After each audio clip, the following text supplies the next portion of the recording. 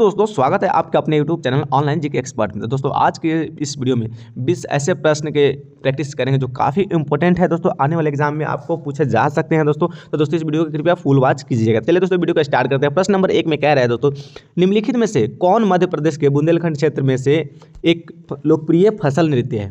तो दोस्तों इसमें इसका ऑप्शन है मरूनी, चरबा, ज्वारा, ढालो। तो दोस्तों इसका सही जवाब जो हो जाएगा दोस्तों ऑप्शन नंबर 3 में देख सकते हैं दोस्तों, ज्वारा है इसका सही जवाब आपका हो जाएगा। चलिए दोस्तों बढ़ते हैं अगला प्रश्न नंबर 2 देखते हैं दोस्तों। प्रश्न नंबर 2 में कह रहा है दोस्तों कि गांधी इरविन समझौते पर निम्नलिखित खाली स्थान में हस्ताक्षर किए गए थे। दोस्तों वो कौन सा सन था जो गांधी इरविन समझौते पर हस्ताक्षर किए गए थे। तो दोस्तों इसका सही जवाब हो जाएगा दोस्तों ऑप्शन नंबर 4 1931 आपका सही जवाब हो जाएगा। चलिए दोस्तों अगला प्रश्न देखते हैं। प्रश्न नंबर 3 में कह रहा है दोस्तों, भारत में हरित क्रांति की शुरुआत MS स्वामीनाथन ने खाली स्थान में की थी। तो दोस्तों भारत में हरित क्रांति की शुरुआत MS स्वामीनाथन ने कब किया था दोस्तों, किस दशक में किया था दोस्तों। तो इसका सही जवाब हो जाएगा दोस्तों ऑप्शन नंबर 3 1960 के दशक। कौन सा दोस्तों 1960 के दशक में MS स्वामीनाथन ने किया था दोस्तों। चलिए बढ़ते हैं अगला प्रश्न नंबर 4 में। प्रश्न नंबर 4 में कह रहा है दोस्तों कि 2011 की जनगणना के अनुसार भारत की साक्षरता दर क्या है। 2011 की जनगणना के अनुसार भारत की साक्षरता दर क्या है। तो दोस्तों इसका सही जवाब जो हो जाएगा दोस्तों 74.04%। Option number 1 is the correct answer आपका हो जाएगा। चलिए अगला प्रश्न देखते हैं। प्रश्न नंबर 5। प्रश्न नंबर 5 में कह रहा है दोस्तों, भारत के व्यय प्रशासन पर शाही आयोग को खालिस्तान के रूप में भी जाना जाता है। तो दोस्तों ये देखिए ऑप्शन नंबर 1 है फ्लड कमीशन, बटलर कमीशन, बेल्वी कमीशन, 4 नंबर में कैंपबेल कमीशन। तो दोस्तों इसका सही जवाब हो जाएगा दोस्तों बेल्वी कमीशन। ऑप्शन नंबर 3 आपका इज द करेक्ट आंसर। चलिए दोस्तों बढ़ते हैं अगला प्रश्न नंबर देखते हैं। गौतम बुद्ध का संबंध निम्नलिखित में से किस गण के थे। यानी कहने का मतलब है दोस्तों ये कौन से कुल के थे। तो दोस्तों ये गौतम बुद्ध लिच्छवी गणराज्य के थे और इनका जो नहीं इनका तो लिच्छवी गणराज्य के नहीं थे। इसका जो आंसर हो जाएगा दोस्तों ऑप्शन नंबर 4 शाक्य कुल के थे। गौतम बुद्ध जो थे क्षत्रिय पैदा हुए थे लेकिन शाक्य कुल के थे। सही उत्तर यहाँ पर शाक्य देख सकते हैं। तो दोस्तों इसका अगला प्रश्न देखते हैं। प्रश्न नंबर 7। वह अभिनेता कौन है जिसने भारत के 37वें राष्ट्रीय खेलों के गान थीम गीत के लिए अपनी आवाज़ दी है। तो दोस्तों इसका सही जवाब जो हो जाएगा दोस्तों अपना अमिताभ बच्चन जी ने वो गाने का थीम का आवाज़ दिया है। ऑप्शन नंबर आपका 1 हो जाएगा। चलिए अगला प्रश्न देखते हैं दोस्तों। प्रश्न नंबर 8। भारत में समुद्र तट पर कितने राज्य हैं। भारत में समुद्र तट पर कितने राज्य हैं। तो दोस्तों इसका सही जवाब हो जाएगा दोस्तों ऑप्शन नंबर 3 में जो 9 है इसका सही जवाब हो जाएगा दोस्तों 9।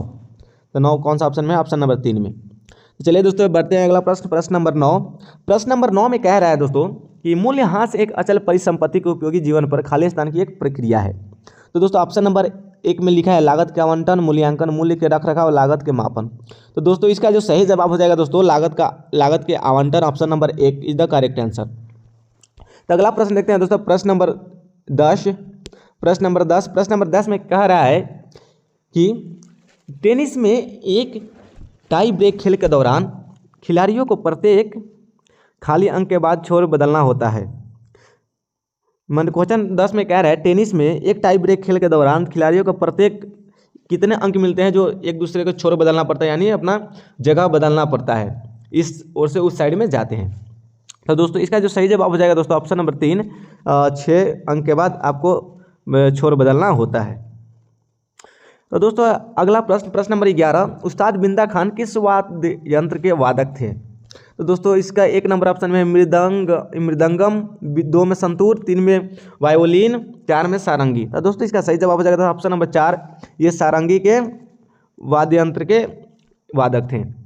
तो दोस्तों अगला प्रश्न देखते हैं। प्रश्न नंबर 12 में कह रहा है प्रथम पंचवर्षीय के अंत में भारत में कितने IIT स्थापित किए गए थे।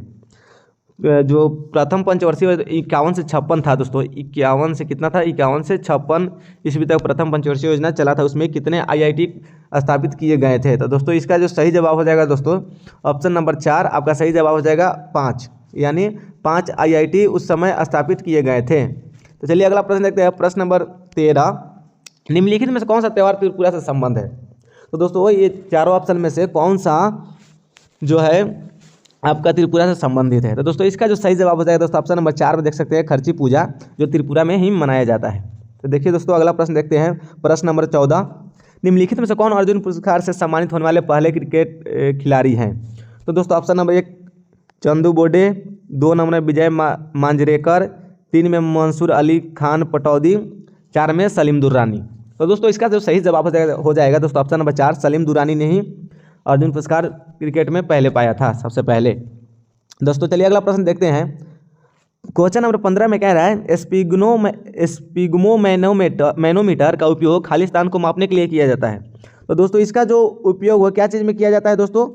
इसका जो स्पिग्मोमैनोमीटर का उपयोग दोस्तों यहाँ पर रक्तचाप को मापने में किया जाता है दोस्तों। चलिए अगला प्रश्न देखते हैं दोस्तों, प्रश्न नंबर 16। प्रश्न नंबर 16 में कह रहा है दोस्तों कि वृद्धि हार्मोन किस ग्रंथि द्वारा स्रावित होता है? वृद्धि हार्मोन किस ग्रंथि द्वारा स्रावित होता है? तो दोस्तों इसका सही जवाब हो जाएगा दोस्तों ऑप्शन नंबर 2, पीयूष ग्रंथि द्वारा ये वृद्धि हार्मोन स्रावित होता है। तो दोस्तों अगला प्रश्न देखते हैं, प्रश्न नंबर 17। प्रश्न नंबर 17 में कह रहा है दोस्तों कि प्रश्न नंबर 17 में कह रहा है हॉकी इंडिया ने 2023 में भारतीय पुरुष हॉकी टीम का नया मुख्य कोच किसे नियुक्त किया? तो दोस्तों इसका जो सही जवाब हो जाएगा दोस्तों ऑप्शन नंबर 3, क्रेग फुलटन को हॉकी इंडिया 2023 में भारतीय पुरुष हॉकी टीम का नया मुख्य कोच नियुक्त किया गया है। अगला प्रश्न देखते हैं दोस्तों, प्रश्न नंबर 18। प्रश्न नंबर 18 में कह रहा है दोस्तों कि निम्नलिखित में से किस अनुच्छेद को डॉक्टर BR अम्बेडकर ने संविधान का हृदय और आत्मा कहा था?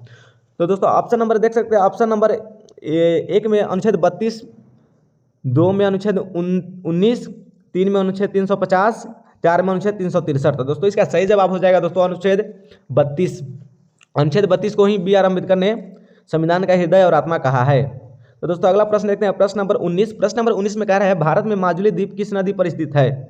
भारत में जो माजुली द्वीप है किस नदी पर स्थित है दोस्तों? तो दोस्तों ऑप्शन नंबर 1 में गोदावरी है, 2 में सिंधु है, 3 में ब्रह्मपुत्रा है, 4 में गंगा है। तो दोस्तों इसका सही जवाब हो जाएगा दोस्तों माजुली द्वीप जो है क्या है दोस्तों ब्रह्मपुत्रा नदी पर स्थित है। अगला प्रश्न देखते हैं दोस्तों, आज का लास्ट प्रश्न देख लीजिए दोस्तों कि ये क्या है। भारत में संविधान की प्रस्तावना में 42वें संशोधन अधिनियम द्वारा संशोधन किया गया था तथा मौजूदा प्रस्तावना में निम्नलिखित शब्द शामिल किए गए थे। तो दोस्तों 42वें संविधान संशोधन में प्रस्तावना में कौन कौन से शब्द शामिल किए गए थे दोस्तों? तो इसका जो सही जवाब हो जाएगा दोस्तों ऑप्शन नंबर 4, समाजवादी, पंथ निरपेक्ष और अखंडता। 42वें संविधान संशोधन में ये जो प्रस्तावना में ये सब शब्द शामिल किए गए थे, समाजवादी, पंथ निरपेक्ष और अखंडता। तो दोस्तों उम्मीद करता हूँ आज का वीडियो आपको काफ़ी पसंद आया होगा। दोस्तों कोई भी डाउट रह गया हो तो आप हमारे इस वीडियो के नीचे कमेंट कर दीजिए, मैं उस डाउट को क्लियर कर दूंगा। तो दोस्तों जो भी भाई SSC GD RPF कोई भी चीज़ का तैयारी कर रहे हैं जिसमें GK GS सिलेबस हो, तो इस वीडियो को आप देख सकते हैं, अपने दोस्तों के पास इस वीडियो को शेयर कर दीजिए। चलिए दोस्तों इस तरह के इंटरेस्टिंग और नॉलेज वीडियो लेकर मैं आता रहूँगा। तब तक मिलते हैं नेक्स्ट वीडियो में फिर से। जय हिंद।